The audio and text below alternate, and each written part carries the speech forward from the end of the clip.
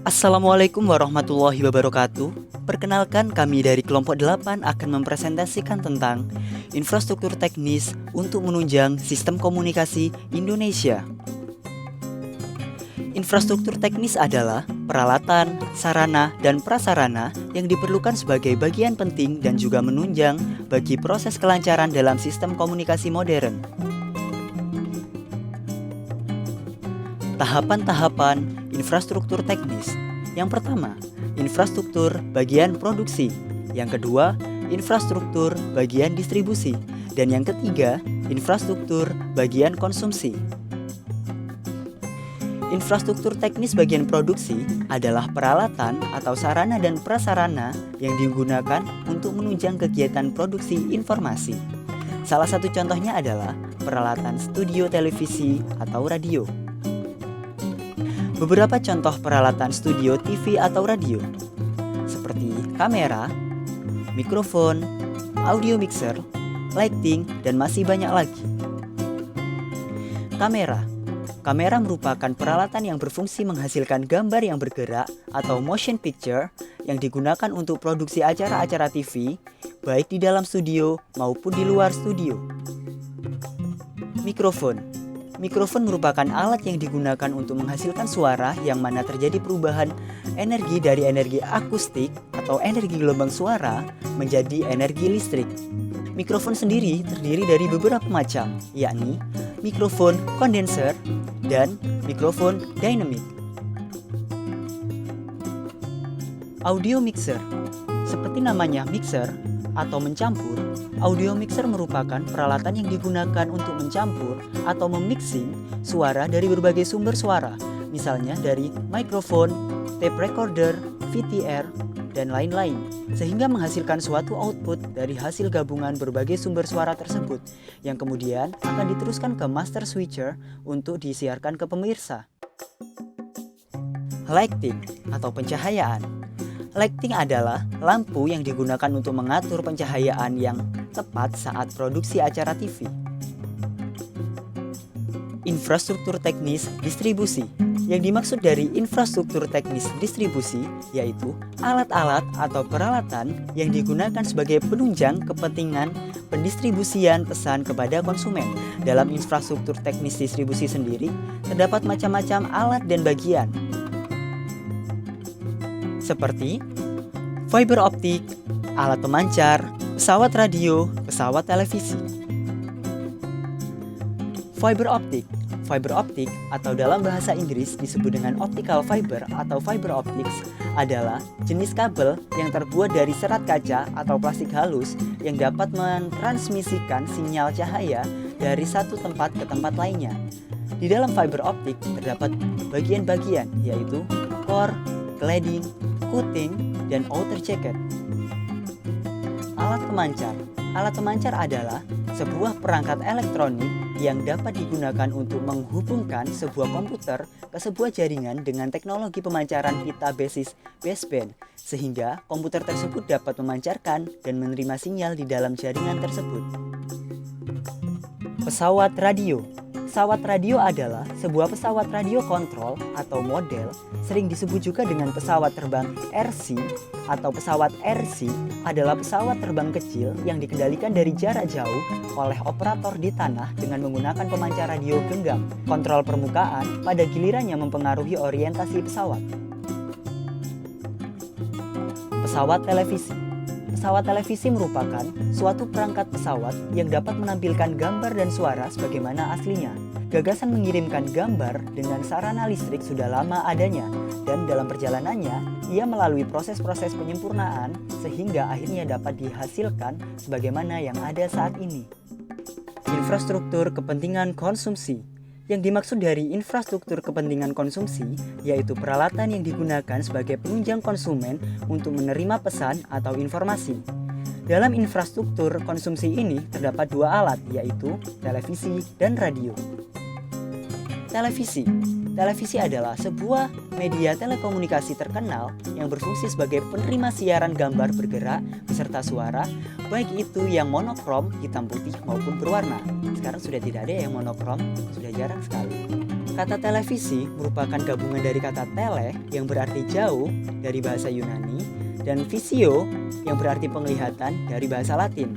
Sehingga televisi dapat diartikan sebagai alat komunikasi jarak jauh yang menggunakan media visual atau penglihatan.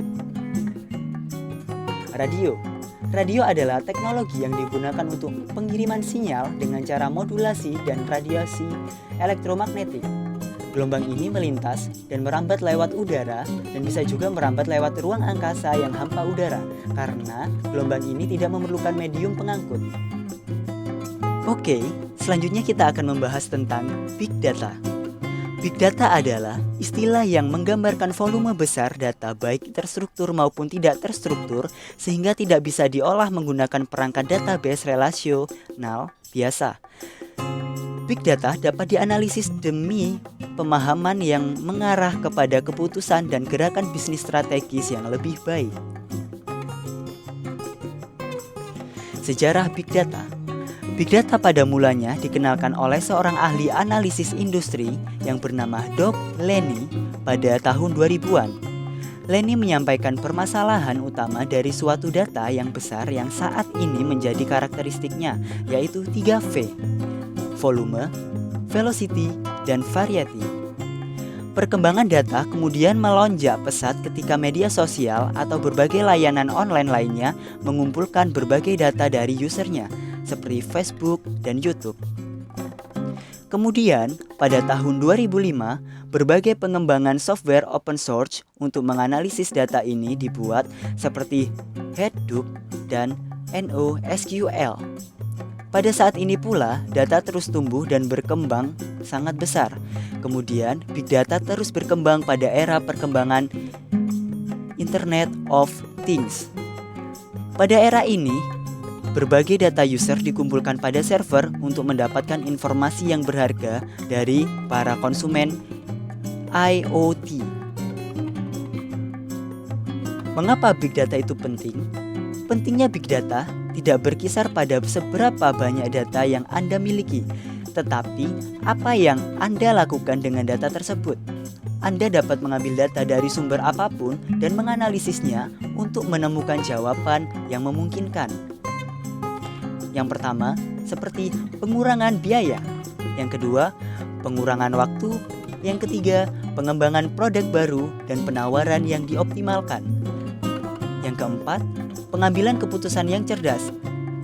Saat Anda menggabungkan Big Data dengan analitik berkekuatan tinggi, Anda dapat menyelesaikan tugas-tugas yang terkait dengan bisnis, seperti yang pertama, menentukan akar penyebab kegagalan, masalah, dan kegagalan hampir secara real time. Yang kedua, menghasilkan kupon di titik penjualan berdasarkan kebiasaan membeli pelanggan.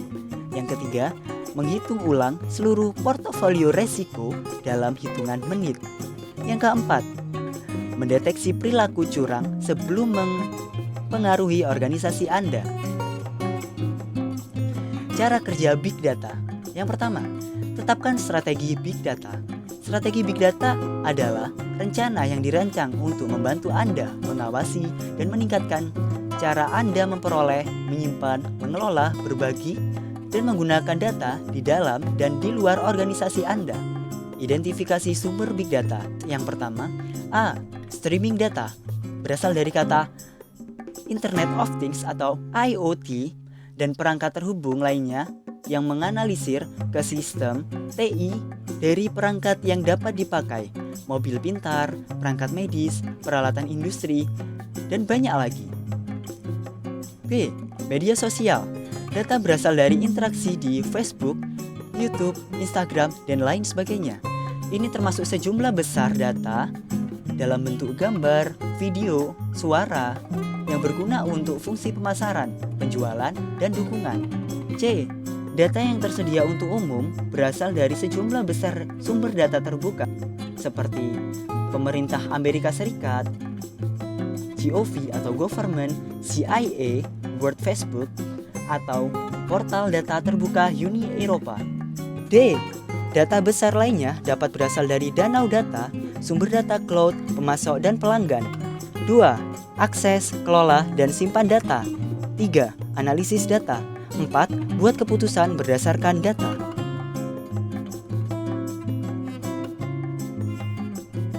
Selanjutnya kita akan membahas tentang perkembangan jaringan dari 1G sampai ke 4G.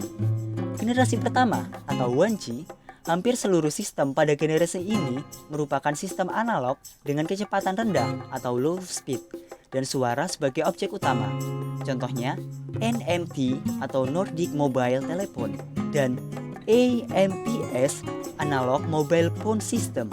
Generasi kedua dijadikan sebagai standar komersial dengan format digital, kecepatan rendah sampai menengah.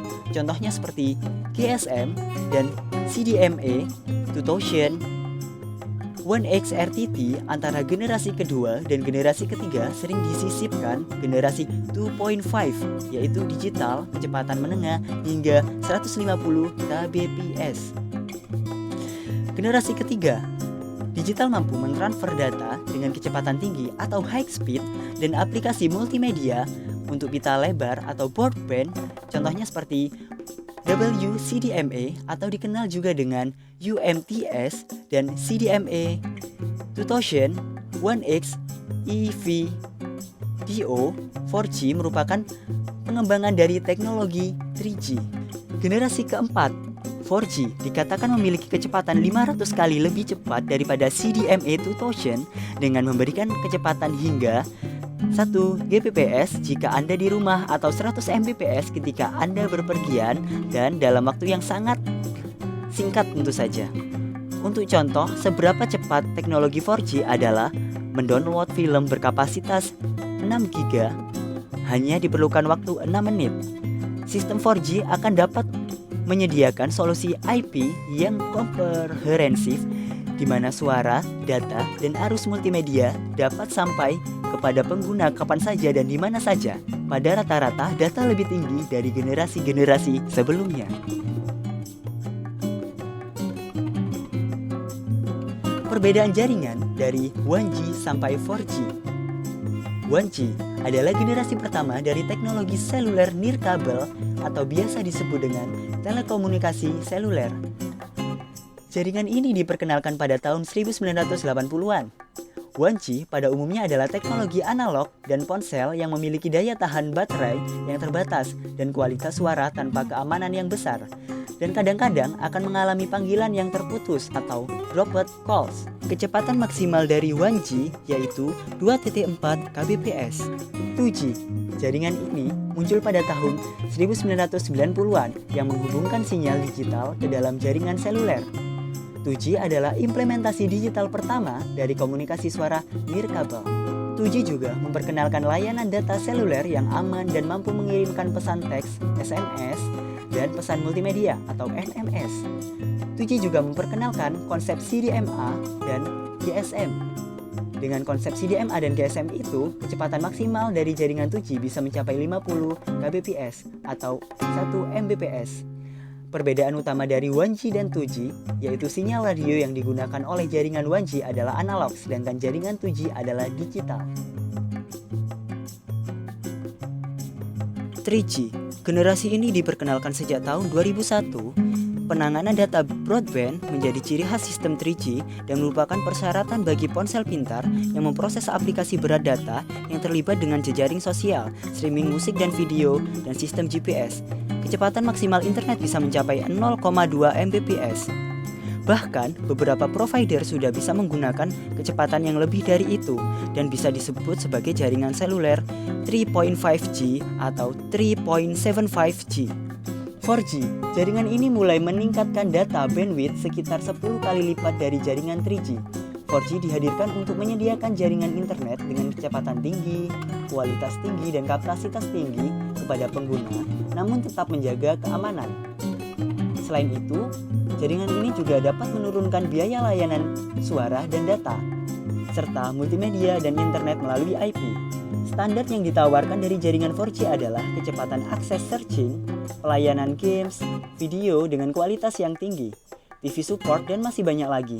Kecepatan maksimal 4G adalah 100 Mbps atau 1 Gbps. Oke, setelah kita ketahui tadi macam-macam infrastruktur teknis, berikut merupakan manfaat infrastruktur teknis dalam menunjang sistem komunikasi. Yang pertama, tanpa infrastruktur teknis yang memadai, sistem komunikasi media modern hanya mampu melayani sebagian kecil masyarakat. Oleh karena itu, pengembangan dan pembangunan infrastruktur teknis sudah menjadi perhatian pihak-pihak berkepentingan, terutama melalui tangan pemerintah. Yang kedua, mengubah cara pandang dan arah perkembangan sistem komunikasi. Yang ketiga, memperkuat dan menjaga kelangsungan pengembangan sosial, ekonomi, dan pengetahuan masyarakat. Yang keempat, untuk memperoleh informasi yang bermanfaat dalam pengembangan usaha yang dilakukan. Yang kelima, untuk memperoleh informasi hiburan seperti musik, entertainment, film, dan lainnya. Yang keenam, memberikan kemudahan dalam menyimpan data tanpa harus mengeluarkan biaya. Yang ketujuh, sebagai media sarana pembelajaran. Yang kedelapan, penghubung pertemanan antar negara. Yang kesembilan, untuk menghadapi keterbatasan sumber daya dan pengembangan teknologi digital. Sekian dari presentasi kami, kurang lebihnya mohon maaf. Wassalamualaikum warahmatullahi wabarakatuh. Terima kasih.